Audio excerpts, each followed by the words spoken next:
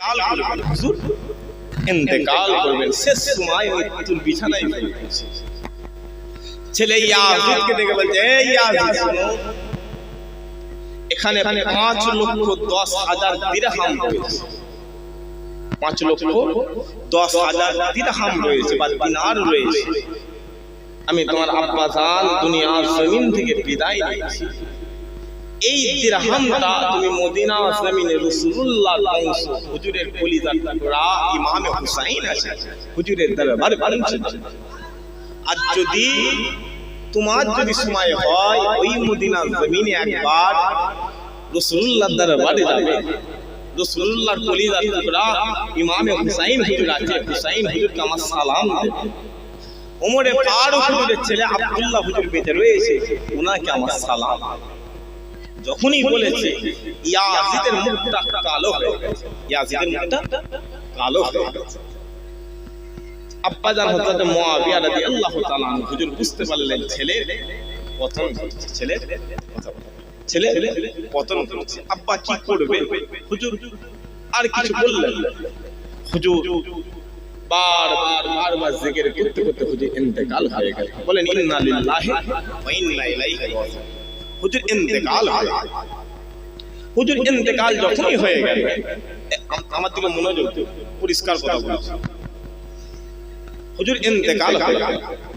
ইন্তেকাল হয়ে যাওয়ার পরে ইয়াজিদ মদিনার গভর্নর হযরত ওয়ালিদ হুজুরের দরবারে চিঠি লিখলেন, এ ওয়ালিদ, আমি ইয়াজিদ দামেস্কের জমিনে চেয়ারে বসেছি, কোথায় বসেছি? গদিতে বসেছি। তোমার এলাকায় ইমাম হুসাইন আছে, আব্দুল্লাহ ইবনে ওমর রয়েছে, হযরত যাবেদ বিন সাবিত রয়েছে। সবাইকে আমার বায়াত গ্রহণ করো, আমার বায়াত গ্রহণ করো। হুজুর বললেন, হুজুরের কাছে চিঠি। হুজুর চিঠিটা পড়ে মদিনার গভর্নরের গদিতে বসে থরথর করে কাঁপছে। বলে কি সাহস, দুদিন গদিতে বসে রাসূলুল্লাহ খানদানদের সঙ্গে বিয়া দিবে, দুদিন গদিতে বসে চেয়ারে বসে রাসূলুল্লাহ খানদানের সঙ্গে বিয়া দিবে। যখনই বলেছে হুজুর আর দেরি করেন, চিঠিতে লেখা আছে একদিন সময় দিন, সময় করেন একদিন। হযরত ওয়ালিদ হুজুর আমার একজন লোককে পাঠালেন ইমামে হুসাইনের দরবারে, আরেকজন লোককে পাঠালেন ওমরে ফারুক হুজুরের ছেলে আব্দুল্লাহ হুজুরের দরবারে। তানারা গেল, গিয়ে বলল মদিনার গভর্নর হযরত ওয়ালিদ হুজুর আপনাদের কাছে ডেকেছে। যখনই বলেছে হযরত হুসাইন হুজুরের মাথাটা চিন্তা করছে যে কেন গভর্নর ডাকবে? আরে বাবা, আপনাকে যদি পঞ্চায়েত থেকে ডাকে, কেন পঞ্চায়েত ডাকবে? আপনাকে যদি থানা থেকে ডাকে, কেন থানা ডাকছে? হাব্বার একটা ডাকছে। হুজুর কোনো চিন্তা করলেন না, রাস্তা দিয়ে যাওয়া শুরু করে দিলেন, রাস্তা দিয়ে যাওয়া শুরু করে দিলেন। মুসলমানের ঘরের ছেলে মেয়ে একটু খেয়াল করে শুনে রেখে দেন। ইমামে হুসাইন হুজুর কোনো চিন্তা ভাবনা করলেন না, আর কোনো কাউকে কিছু জিজ্ঞাসা করলেন না। মদিনার গভর্নর হযরতে ওয়ালিদ হুজুরের দরবারে চলা শুরু করলেন, হুজুরের দরবারে যাওয়া শুরু করে দিলেন। যেতে যেতে ওমরে ফারুক হুজুরের ছেলে হযরতে আব্দুল্লাহ হুজুরের সঙ্গে দেখা হয়ে গেল, আব্দুল্লাহ হুজুরের সঙ্গে সাক্ষাৎ হয়ে গেল। আর যখনই সাক্ষাৎ হয়ে যায় ওমরে ফারুক হুজুর আমার হযরত আব্দুল্লাহ হুজুরকে জিজ্ঞাসা করে, ভাই আব্দুল্লাহ বলো কেন আমাকে মদিনার গভর্নর থেকে পাঠিয়েছে? ও মুসলমান, শোনো, এই সময়তে ওমরে ফারুক হুজুরের সন্তান হযরত আব্দুল্লাহ হুজুর বলতে লেগেছে, রাজদরবার থেকে আওয়াজ এসেছে, রাজদরবার থেকে অর্ডার এসেছে যে আপনাকে আর আমাকে এই দ্বীনের বায়াত গ্রহণ করতে হবে, ওই সময়ে ইমামে হুসাইন হুজুর বলতে লেগেছে, ভাই আব্দুল্লাহ শোনো শোনো শোনো শোনো, বায়াত গ্রহণ করতে আমার কোনো অসুবিধা নাই, বায়াত গ্রহণ করতে আমার কোনো প্রবলেম নাই, তবে এজিদ তো একজন কাযযাব, এজিদ তো একজন মুনাফিক, এজিদ তো একজন ফাসিক, তাই আমি এজিদের কাছে আমার মাথা নত করব না। ও মুসলমান শোনো শোনো শোনো শোনো, ওমরে ফারুক হুজুরের সন্তান হযরত আব্দুল্লাহ হুজুর ইমামে হুসাইন হুজুরকে ডেকে বলে, হুজুর আমরা যে রাজ দরবারে চলে যাই, রাজ দরবারে চলে যাই, আমাদেরকে যদি রাজ দরবারে অ্যাটাক করা হয়, আমাদেরকে যদি রাজ দরবারে ঘিরে ফেলা হয়, এই জন্য আপনি কিছু করণীয় কাজ করে ফেলেন, আপনি কিছু করণীয় কাজ করে ফেলেন। ও মুসলমান শোনো শোনো শোনো শোনো, এই ইসমাইতে হযরত ইমামে হুসাইন হুজুর আমার 40 জন যুবককে, 40 জন লোককে, 40 জন ছেলেকে এক জায়গায় জোগাড় করে ফেললেন, এক জায়গায় টেনে তাদের হাতে উলঙ্গ তরবারি দিয়ে দিলেন, তলোয়ার দিয়ে দিলেন, আর বলে দিলেন যদি ওই রাজ্যের ভেতরে ওই রাজার দরবারের ভেতরে কোনো আওয়াজ হয়, কোনো গন্ডগোল হয়, আমি একবার ইশারা করে দেবো, তোমরা রাজার দরবারে চলে আসবে, তোমরা ওয়ালিদের ঘরের ভেতরে চলে আসবে। ও মুসলমান শোনো শোনো শোনো শোনো, হযরত ইমামে হুসাইন হুজুর আর ওমরে ফারুক হুজুরের সন্তান হযরত আব্দুল্লাহ হুজুর যখনই রাজ দরবারে চলে গেছেন, রাজ দরবারে চলে গেছেন, মদিনার গভর্নর হযরত খালিদ হুজুর, হযরত ওয়ালিদ হুজুর নিজের চেয়ারটা ছেড়ে দিয়েছে, নিজের চেয়ারটা ছেড়ে উঠে দাঁড়িয়ে সালাম দিতে লাগিয়েছেন, শুভেচ্ছা জানাতে লেগেছেন। ও মুসলমান শোনো শোনো, ওয়ালিদ হুজুরের জীবনী খুঁজলে পাওয়া যায়, ওয়ালিদ রাসূলুল্লাহকে মহব্বত করত, হুজুরের সন্তান দেখায় মহব্বত করত, হুজুরের ইজ্জত, হুজুরের রক্ত, হুজুরের খুনকে হযরত ওয়ালিদ হুজুর মহব্বত করেছিল। ও মুসলমান শোনো শোনো, এই ইসমাইতে মদিনার গভর্নর হযরত ওমরে ফারুক হুজুর, হযরত ওয়ালিদ হুজুর, মদিনার গভর্নর হযরত ইমামে হুসাইন হুজুরকে ডেকে বলে, হুজুর রাজ দরবার থেকে চিঠি এসেছে, আপনাকে একদিন সময় দেওয়া হয়েছে, আর এই সময়ের মধ্যে আপনাকে বায়াত গ্রহণ করতে হবে। ও মুসলমান শোনো, এইরকম যখনই কথা হয়, ওয়ালিদের বাম দিকে একজন মারওয়ান বলে ব্যক্তি ছিল, মারওয়ান বলে ছেলে ছিল, ওই মারওয়ান হুসাইন হুজুরের সামনে বলতে লেগেছে, এই মদিনার গভর্নর শিকারীকে যখন হাতে পেয়ে গেছো, আর ছাড়ার দরকার নেই, কাটকে গর্দান আলাদা করে দাও। ইমামে হুসাইন হুজুরের গর্দান কেটে দেওয়ার কথা বলা হয়, ইমামে হুসাইন হুজুরের গর্দান জুদা করে দেওয়ার কথা হয়। ও মুসলমান শোনো, মারওয়ান যখনই বলেছে হযরত ইমামে হুসাইন হুজুর আমার, তখন নিজের সাথে দাঁড়িয়ে বলে, এ মারওয়ান কি বলছিস তুই, সামনে কথা বল, আমার মতো হুসাইনকে একবার আঘাত করতে তোর মতো 40টা মারওয়ানকে আবারও হতে হবে। আরো জোরে হয় না? কি বলছিস? আমি হুসাইন কারোর গোলামি করতে আসিনি, আমি হুসাইন একবার মদিনার জমিন আওয়াজ দেব, গোটা মদিনার জমিনটা কাঁপতে লেগে। আরো জোরে হয় না?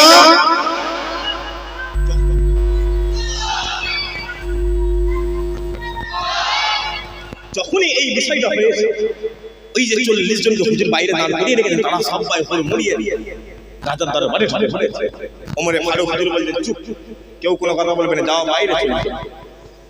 হযরত ওয়ালিদ হুজুর বললেন, হুজুর আপনি এক কাজ করেন, আপনি আর এখানে থাকেন না, আপনি মদিনার জমিনটা ছেড়ে চলে যান, হুজুর আর কোনো কথা বললেন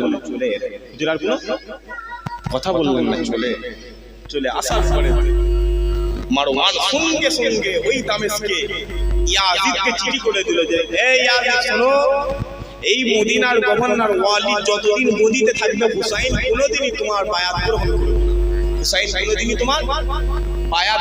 করবে না, এই রকম ভাবে বলেছে। সঙ্গে সঙ্গে ইয়াজিদ গভর্নর চেঞ্জ করে দিল, মদিনার গভর্নর আমর ইবনে আসকে করে তাকে বলল, আমার নামগুলো মনে করছেন আপনারা শুনছেন তো নাকি? আমি বেকার করছি। মদিনার গভর্নর ওয়ালিদকে চেঞ্জ করে আমর ইবনে আসকে করে দিয়া। আমর ইবনে আস গদিতে বসে বিকেল বেলা ঘোষণা করে দিল, ইমামে হুসাইনকে যেখানেই দেখতে পাবে ঘাট থেকে গর্দান কেটে আলাদা। ইমামে হুসাইনকে যেখানেই দেখতে পাবে ঘাট থেকে গর্দান কেটে আলাদা। হুসাইন চিন্তাই পড়ে গেল। হুসাইন হুজুর শুনছেন আমার কথা? হুসাইন হুজুর চিন্তাই পড়ে গেল। মাগরিবের নামাজটা মসজিদে নববীতে ঈশান নামাজ পড়লেন, তাহাজ্জুদের নামাজ পড়ে হুজুর গভীর রাত হয়ে গেছে। হুজুর শুনছেন আমরা? গভীর রাত গভীর হয়ে গেছে। হুসাইন হুজুরের চিন্তা হচ্ছে সকাল হলে আমি হুসাইন আমাকে জিন্দা মেরে দেবে, আমাকে মেরে দেবে। মুসলমানের ঘরের ছেলে মেয়েরা একটু খেয়াল করে শুনে রেখে দেন। রাত যখন গভীর হয়ে গেল, রাতের অন্ধকারে ইমামে হুসাইন হুজুর আমার জান্নাতুল বাকিতে হাজির হয়ে যায়। জান্নাতুল বাকিতে হাজির হয়ে যায়। আর হাজির হয়ে শেষবারের মতো জিয়ারত করে নেয়। শেষবারের মতো জিয়ারত করে নেয়। আর জিয়ারত করে নানাজানের মাজারে চলে যায়। নানাজানের মাজারে চলে যায়। ও মুসলমানের শোনো হযরতে ইমামে হুসাইন হুজুর আমার যখন নানাজানের মাজারে চলে গেলেন, আর মাজারে যাওয়ার পরে হুজুর সালাম দিয়ে শুরু করেছে, আসসালামু আলাইকুম ইয়া রাসূলুল্লাহ, আসসালামু আলাইকুম ইয়া হাবিবাল্লাহ, আসসালামু আলাইকুম ইয়া রাহমাতাল লিল আলামিন। শোনো ইমামে হুসাইন হুজুর আমার রাতের অন্ধকারে নানাজানের মাজারে হাত তুলে এত জোরে জোরে কান্না করে, আর কেঁদে কেঁদে বলে ও নানাজান, আজ আমি হুসাইন, আজ এই মদিনার মানুষেরা আমার উপর অত্যাচার করা শুরু করেছে, আমার উপর জুলুম করা শুরু করেছে। আমি হুসাইন, আমার ভাই হাসানকে জবাই করে ফেলা হয়েছে, আমার ভাই হাসানকে বিষ পান করিয়ে মেরে ফেলা হয়েছে, আমার আব্বাজানকে গোপাল জমিনে শহীদ করা হয়েছে। আর আমি হুসাইন, আমার মনে হয় আপনার মাজারে আসা হবে না। শেষবারের মতো, শেষ সময়ের মতো আপনার রওজায় হাজির হয়ে গেছি। হুজুর যখন মদিনা জমিনে হাতটা তুলে জোরে জোরে কান্না করে, মদিনা জমিনটা ওই রাতে হুসাইনের সঙ্গে কেঁদে যায়। হুসাইন শেষ জিয়ারত করছে কার? না আজ আমি হুসাইন, আমাকে মারছে। হুজুর শেষ জিয়ারত করে বাচ্চা ছেলে স্ত্রীকে নিয়ে, বোনকে নিয়ে, ৭২ জনকে নিয়ে, মতান্তরে ৭১ জনকে নিয়ে মক্কা জমিনে চলে গেল। কোথায় চলে গেল? কথা বলো। মক্কা জমিনে চলে গেল। আর যখনই চলে যায় মক্কার মানুষরা ইমামে হুসাইনকে পেয়ে তারা বলছে, আমরা হুসাইনকে পেয়েছি, আমাদের মনে হচ্ছে যেন আমরা আকাশে চাঁদ পেয়ে গিয়েছি। আমরা হুসাইনকে পেয়েছি যেন মনে হচ্ছে আমরা রাসূলুল্লাহ পেয়ে গিয়েছি। আমরা হুসাইন হুজুরকে যখন পেলাম, হুসাইন হুজুর আপনি মক্কা জমিনে থাকেন, তারপর দেখতেছি আপনি মক্কা জমিনে থাকবেন, গোটা পৃথিবীতে যদি শত শত ইয়াজিদ তৈরি হয়, আপনার গায়ের একটা লোমকে খসাতে পারবেন একবার। জোরে বলুন। এই রকম ভাবে দিন যায়। হুজুর কাবার ইমামত করে, কাবায় হুজুর নামাজ পড়ে। দেশ বিদেশ থেকে মানুষ আসে ইমামে হুসাইনের সঙ্গে দেখা করে। কিন্তু এই সময় হুজুর ইমামতি করেন, কিন্তু কুফা জমিন থেকে চিঠি আসতে লেগেছে। কি আসতে লেগেছে? চিঠি আসতে লেগেছে। আপনার কথা বলো। 30 থেকে 40 হাজার চিঠি আসে হুজুরের কাছে। যখনই চিঠি আসে হুজুর বলে, দেখো বাবা চিঠি পাঠিয়েছে, দেখো না চিঠি পাঠিয়েছে। হুজুর বলতে না, মক্কার মানুষরা বলতে না, হুজুর আপনি যাবেন।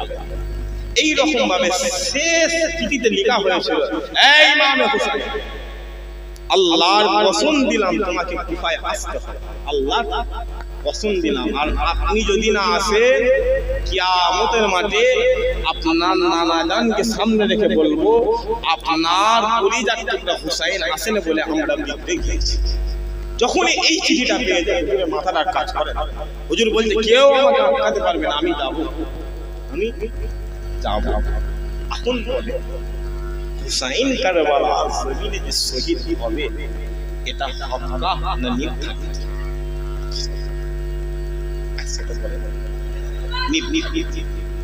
আপনি কি ভাবছেন দুনিয়া জমিনে কাজ করে করে মোটরসাইকেল চাচ্ছে, ওর টার্গেট 4 টাকা চাচ্ছে, ওর টার্গেট হেলিকপ্টার? ও জানে না দুনিয়া জমিনে আসার 50,000 বছর আগে আল্লাহর কপালে লিখে দিয়েছে তুই এতগুলো চালের দানা খাবি, এত ডাল খাবি, এত গোশ খাবি, এত নির্ধারিত হয়ে গেছে। কিন্তু বান্দা চেষ্টা করে নেওয়ালা, বান্দা চেষ্টা করে নেওয়ালা। যাই হোক, আমি এই জায়গাটায় রাখলাম, আমি এই জায়গাটায় রাখলাম। কোন নবী আল্লাহ আমাদের দান করেছে? কোন রাসূল আল্লাহ আমাদের? হুসাইনের দাম মদিনা ওয়ালার জন্য। হুসাইনের দাম কার জন্য? রাসূলুল্লাহর জন্য। মদিনা জমিন এমন একটা জমিন যেখানে হুজুর শুয়ে রয়েছে, যে মদিনা জমিনটা আল্লাহর খুশিতে পবিত্র জমিন। একবার জোরে বলে, আর জোরে হলো সুবহানাল্লাহ। আজ শত শত বছর হয়ে গেল, মুহররম মাস চলে এলে গ্রামে গ্রামে, এলাকায় এলাকায়, পাড়ায় পাড়ায়, মসজিদে মসজিদে, নগরে নগরে, বাড়িতে বাড়িতে হুসাইন হুজুরের জেগে রয়েছে। একবার জোরে বলে, আর জোরে হয় না?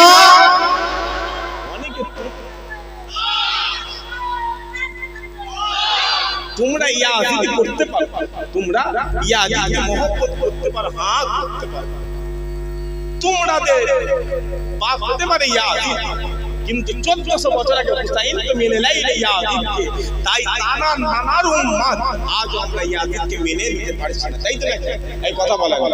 আল্লাহ যুগে যুগে যুগে যুগে নবী পাঠিয়েছে, রাসূল পাঠিয়েছে, পয়গম্বর পাঠিয়েছে, কিন্তু সমস্ত নবীদের নবী আল্লাহ আমার নবীকে করেছে। আর যারা হয় না হুসাইন একা মারে খাই। আজ গোটা ভারতবর্ষের জমিনে মুসলমান মারা হচ্ছে না হয়? কথা বলেন, কথা বলেন।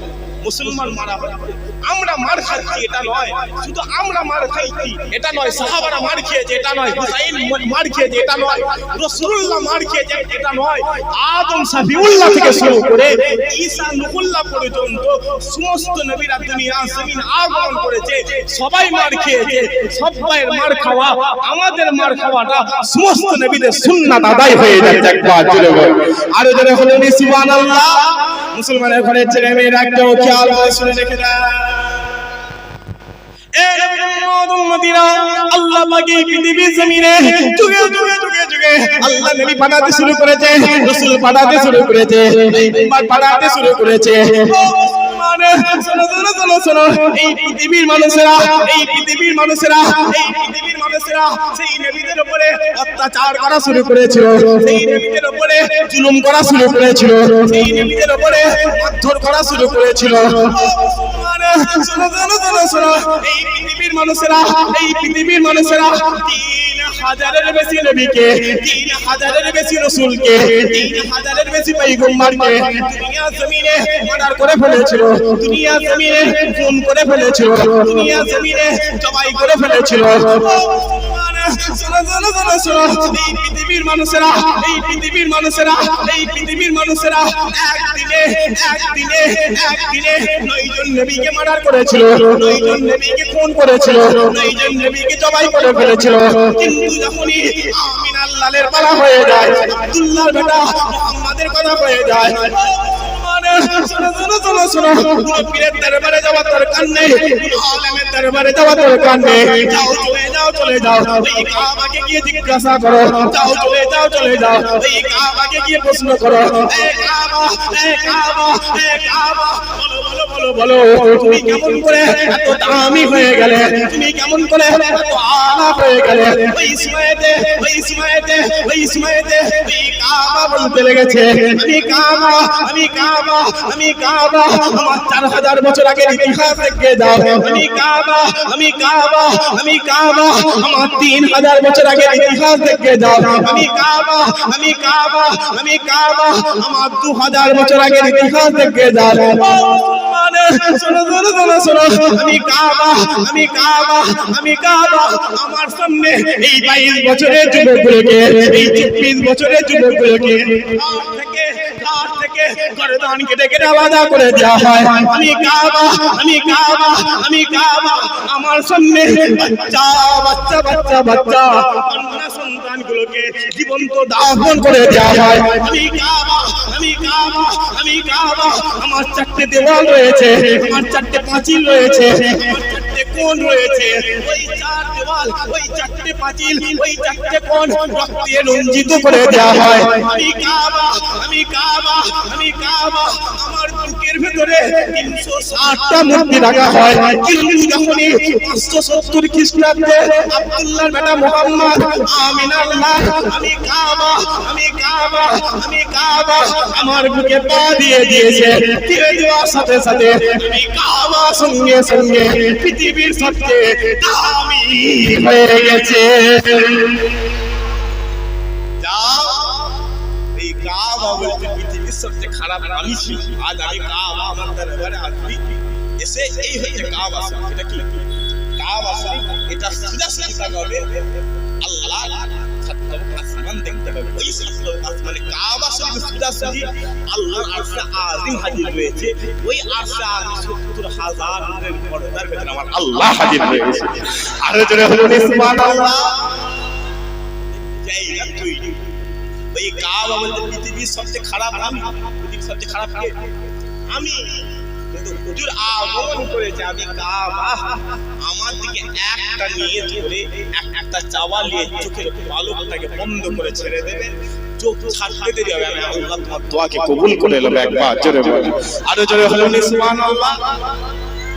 হুসাইন কারবালা জমিন, কারবালা জমিনে দেখেছিলাম হুসাইন মক্কা জমিনে কাবা শরীফে ইমামতি করতে, তাই তো? চিঠি হুজুর লিখে যখন ওই চিঠিটা দেওয়া হলো, হুজুর বললেন দেখো আমাকে আর মক্কার সমস্ত বড় বড় সাহাবা নাম হুসাইন হুজুর দেখেন কুফার মানুষকে আমরা বিশ্বাস করি না, আপনার আব্বাজানকে নিয়ে গিয়ে দাওয়াতটা নিয়ে যেতে ভাই ওদের এখানে আমি বিশ্বাস করি। আপনি এক কাজ করেন, ইমাম মুসলিম ইমাম আপনার ভাই ইমাম মুসলিম হুজুর বললেন তাই। যাওয়ার পরে ইমাম মুসলিম হুজুর দুটো 7-8 বছরের বাচ্চা, দুটো 7-8 বছরের বাচ্চা ইমাম মুহাম্মদ ইমাম ইব্রাহিম, এই দুজন হুজুর বাচ্চা দেখাতে গিয়ে কুফা জমিন যাওয়ার পরে হুজুর কুফা মসজিদে জুমআ মসজিদে উঠার পরে হাজার হাজার মানুষ, কিতাবে 30 থেকে 40,000 মানুষ ইমাম মুসলিম হুজুর হাতে হাত দিয়ে বায়াত করে নিয়েছে। আরো জোরে বলুন সুবহানাল্লাহ। এই রকম ভাবে যখনই হচ্ছে মানুষজন আসছে দোয়া লিখছে, চাওয়া করছে, অনেক কিছু করছে, করতে করতে করতে করতে এমন সময় ওই কুফা জমিনে ঘোষণা হয়ে গেল, কুফা জমিনে ঘোষণা হয়ে গেল যে রাসূলুল্লাহর বংশ হাসেমি বংশ থেকে, হাসেমি গোত্র থেকে লোক এসেছে, তোমরা তার পিছনে যাচ্ছ, তোমরা রাজ আইনকে অমান্য করছো। হুজুর যখনই ঘোষণা হয়ে গেল যেই যাবে তাকে গর্দানকে আলাদা করে দেওয়া হবে, হুজুরের পিছনে 40,000 মানুষের থেকে 40 জন, কথা বুঝে আসছে? 40,000 থেকে 40 জন এক আওয়াজে 40,000 থেকে 40 জন। বুঝালি না গায়ে ওয়াকাব যখন বিল পাস আন্দোলন হচ্ছিল না, কথা বলে বুঝে কথা বলে শুধু কম হচ্ছিল না, বেশি হচ্ছে। আমাদের ছেলেগুলো রাস্তায় কেউ করেছে, কেউ সোশ্যাল মিডিয়ার মাধ্যমে করেছে না, কিন্তু একটা আওয়াজ রে কিরে আমার রাজ্যে থাকবি আর আন্দোলন করবি, যা দিল্লি চলে যায়, এক আওয়াজে সমস্ত আন্দোলন বন্ধ। এই কথা বুঝাস রাগ হচ্ছে নাকি? কোথা থেকে কোথা চলে এলে না বাপ, এইখানে ইয়াজিদ আর হুসাইন পার্থক্য, এখানেই তো ইয়াজিদ আর হুসাইন পার্থক্য। তুমি কোথা নামাজ পড়ছো? তুমি মসজিদে আল্লাহ খুঁজছো, রেখে দিকে যাও মসজিদ। তুমি মসজিদে আল্লাহ খুঁজছো, তুমি মসজিদে জান্নাত খুঁজছো। আরে বাবা, এখানে হুজুরের মান সম্মান ইজ্জত ছোট করা হয়। আরে হুজুর এসে যেত নামাজ, হুজুর এসে যেত দাড়ি, হুজুর এসে যেত টুপি, হুজুর এসে যেত পাঞ্জাবি, হুজুরের বিরুদ্ধে কথা হচ্ছে, উনি মসজিদে বসে বসে আল্লাহ আল্লাহ জিকির করছেন, রেখে দিকে। এই জায়গায় পার্থক্য হবে। হুসাইন কে ছিল এজিদ, অনেক লম্বা ঘটনা, অনেক লম্বা ঘটনা। হযরত মুসলিম হুজুরকে শহীদ করে দেওয়া হলো, অনেক ব্যাপার। আমি পুরো মেন পয়েন্টে চলে এলাম। হুসাইন হুজুর কারবালা জমিন হাজির হয়ে গেছে, এই কথা বুঝে আসছে। দাদা অসুবিধা হচ্ছে না? আমি একটু ছোট ছোট ছোট ছোট করে বলছি, কারণ আমার ভেতরে অনেক কথা আছে, আমি সেগুলো আপনাদের বলার চেষ্টা করছি। কারণ এই কারবালা জমিন এমন একটা জমিন, এই জিন্দেগিতে একটা কথা নিয়ে যাবে, খুদার কসম করে বলছি, আজকের দিনে একটা কথা নিয়ে বাড়িতে যাবে, মাহফিল কবুল, তোমার দুনিয়া আখিরাত আল্লাহ কবুল করে নেবে। আরে জোরে হয় না, মাহফিল কবুল, আখিরাত। ইমাম হুসাইন হুজুর কারবালা জমিন হাজির। হুসাইন হুজুর যখন কালকে রাত্রির বেলা, কালকে আগামীকাল যে রাত্রে চলে গেল, ওই রাত্রিরে হুজুর কুফা জমিন থেকে পালানোর চেষ্টা করছে, পালাচ্ছিল মানে হুজুর যাওয়ার চেষ্টা করছে, ঘুরে ঘুরে ঘুরে ঘুরে আবার এই জায়গায় চলে আসে। হুজুর কুফা থেকে বালি হাতে নিয়ে দেখছে, বালিটা যেন রক্তে লাল হয়ে আছে, রক্তে লাল হয়ে আছে। হুজুর বললেন, না আচ্ছা কোথায় যাওয়া যাবে না, এই জায়গাতে আমার কালকে শহীদ হবে। যখনই বলেছে, বোনেরা ছিল, স্ত্রীরা ছিল, সবাই কাঁদছে, সাথী সঙ্গীরা আছে, বলে হুজুর আমরা তো আছি, আমরা তো আছি। আরে বাবা, রাসূলুল্লাহ দরবারে একজন মা তার 6 মাসের বাচ্চাকে নিয়ে বলছে, হুজুর এলাম আমার বাচ্চাটাকে যুদ্ধের ময়দানে নিয়ে যান। রাসূলুল্লাহ বলে, কি বলো? বলে, না হুজুর কোনো কথা শুনতে চাই না, আমি শহীদানদের আম্মাজান হয়ে কিয়ামতের মাঠে দাঁড়াবো। বলে, তোমার বাচ্চা তীর চালাতে পারে, তোমার বাচ্চা ঘোড়ার পিঠে চড়তে পারে, তোমার বাচ্চা তলোয়ার চালাতে পারে, তোমার বাচ্চা কি কোনো কাজে আসবে? এই সময় মা বলছে, ইয়া রাসূলুল্লাহ, আপনার কাছে যখন তীর আপনার দিকে আসবে, আমার বাচ্চাটা গাট করে আমার বাচ্চা শহীদ হয়ে যাবে, আল্লাহ আমাকে শহীদানদের দরজা দান করে দেবে। জায়গা তারা তৈরি করেছিল, আমাদেরও কপাল আছে, আমরাও জায়গা তৈরি করতে পারবো, কিন্তু আমরা জায়গায় বসতে পারছি না, জায়গায় বসতে পারছি না। ইমামে হুসাইন হুজুর কারবালা জমিনে অনেক ব্যাপার, অনেক ঘটনা, অনেক ঘটনা। হুজুর শেষ সময়ে জোহরের নামাজ পড়েছেন। কি পড়েছেন? জোহরের নামাজ পড়েছেন। বারবার কথা হচ্ছে, দেখো আমি যুদ্ধ করতে আসি, একদিকে 30 থেকে 40 হাজার সৈন্য দাঁড়িয়ে রয়েছে, হুসাইনের সবাই শহীদ হয়ে গেছে, 6 থেকে 11 জন বেঁচে। হুসাইন কারবালা জমিনের ডান দিকে তাকায়, শুধু মাটি আর বালি, বাম দিকে তাকায়, শুধু মাটি আর বালি, কেউ নাই। হুসাইন হুজুর বলছে, নামাজ হুজুর হাতটা তুলে বলছেন, আল্লাহ আজ আমি হুসাইন কারবালা জমিনেতে একা।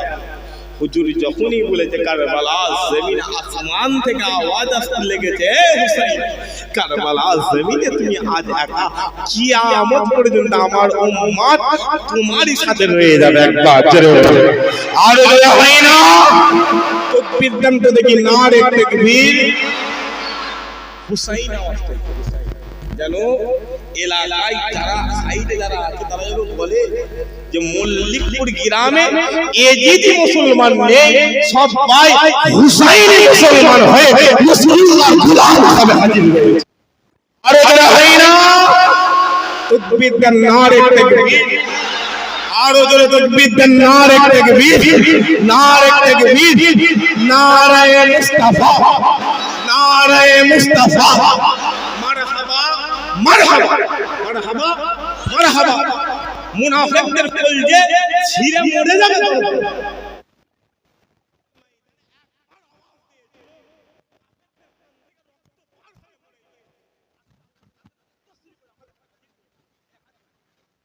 হাকি না তাকবীর দেন নারে তাকবীর হাতটা তুলে তাকবীর দেন নারে তাকবীর নারে মুস্তাফা নারে মুস্তাফা নারে তাকবীর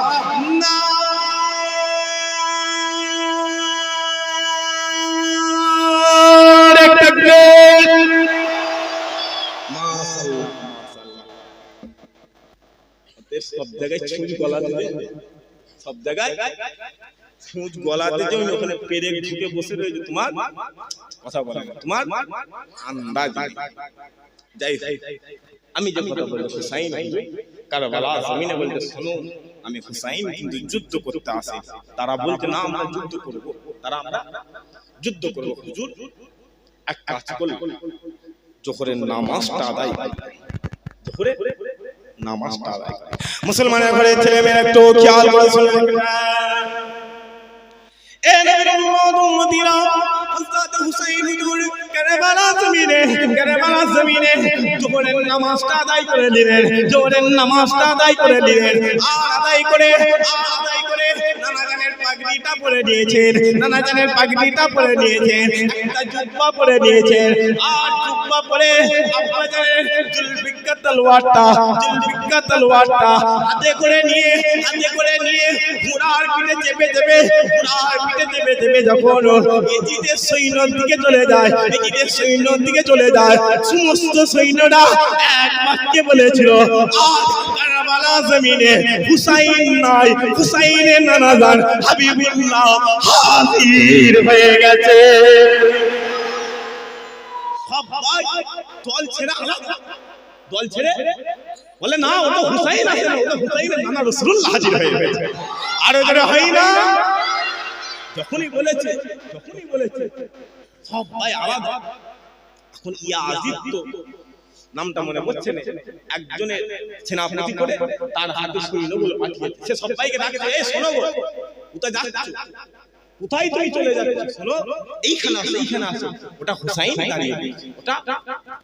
দাঁড়িয়ে রয়েছে হুজুর ওই তখনই যখন ঝটকা মেরে দিয়েছিলেন কিতাবওয়ালা বলতে ইমাম বাইহাকি বলতেন ইমাম দারিমি বলছেন সিয়াসিতটা যত কিতাব রয়েছে আমাদের আহলে সুন্নাত ওয়াল জামাতের আকীদা সবাই বলছেন যে হুসাইন যদি একবার তলোয়ারটা তুলতো হুসাইনকে আল্লাহ কিয়ামতের মাঠে আবার জয়ী করে দিত আর জোরে হয় না কিন্তু হুসাইন হুজুর তোলেন হুসাইন হুজুর কি করেন হুজুর তোলেন হুসাইন হুজুর আবার দাঁড়িয়ে কারবালা জমিনে আবার পিছিয়ে চলে আসে মুসলমানের ঘরে ছেলে মেয়েরা একটু খেয়াল করে শুনবেন এ নবীর উম্মতিরা হযরত ইমামে হুসাইন হুজুর নানাজানের তলোয়ার পাগড়িটা পরে আব্বাজানের তলোয়ারটা হাতে করে নিয়ে কারবালা জমিনে দাঁড়িয়ে বলে শোনো আজ আমি হুসাইন তোমরা কি